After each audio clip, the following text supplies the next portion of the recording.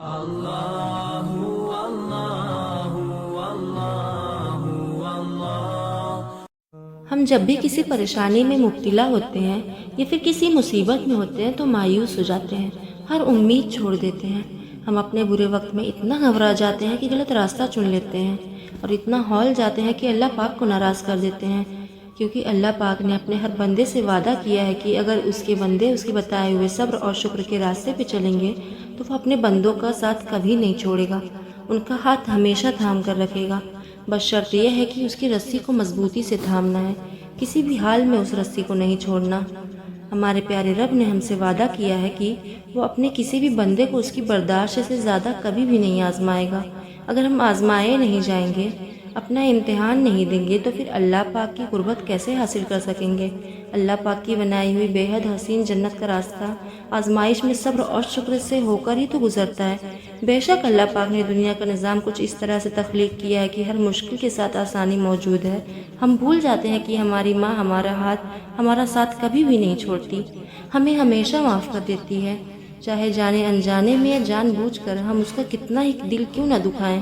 تو پھر اللہ پاک جو ہم سے 70 ماؤں سے زیادہ پیار کرتا ہے وہ ہمیں کیسے بھول سکتا ہے؟ ہمارا ہاتھ اور ہمارا ساتھ کیسے چھوڑ دے گا؟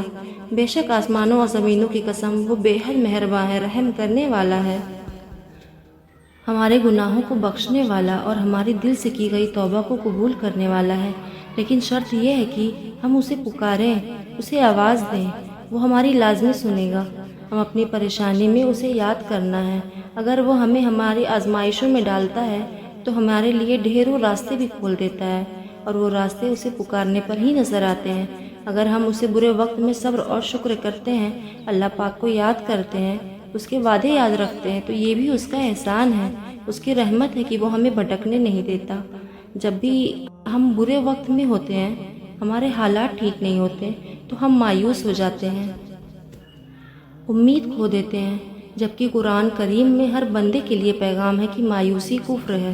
لہٰذا ہمیں نا امید نہیں ہونا چاہیے، اللہ پاک کو یاد کرنا چاہیے، اسے پکارنا چاہیے، اس سے مدد مانگنی چاہیے۔ بے شک وہ ہم سب کی سننے والا ہے۔ اللہ پاک خوش ہوتا ہے جب اس کے بندے اسے یاد رکھتے ہیں کہ اس کا بندہ اس کی دی گئی آزمائشوں میں بھی اس سے مدد کے لیے پکار رہا ہے، اس کا بندہ اسے بھولا نہیں ہے، نا امید نہیں ہوا، مایوس نہیں ہوا، پھر وہ اپنے بندے کو اپنی قربت بخش دیتا ہے،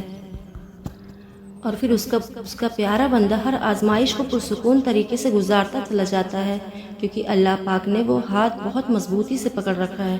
اسے لڑکھڑانے بھی نہیں دیتا۔ پھر وہ ہمارا سب سے بڑا مسئلہ یہ ہے کہ ہم اپنے مشکل وقت میں اللہ پاک کو آخری سہارا مانتے ہیں،